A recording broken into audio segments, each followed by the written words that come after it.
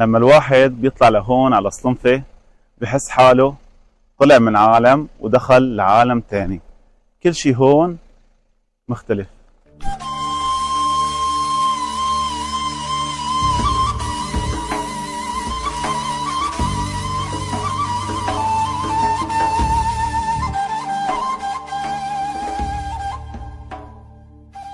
طلع حواليك خضار من كل جهة، وريحة الصنوبر بتعبي صدرك وتهدي قلبك.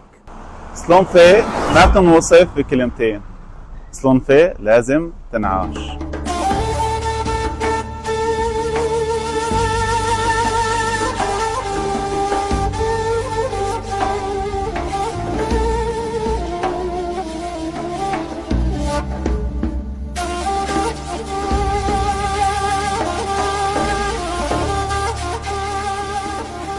الناس هون طيبين، الأرض كريمة والهوا نظيف.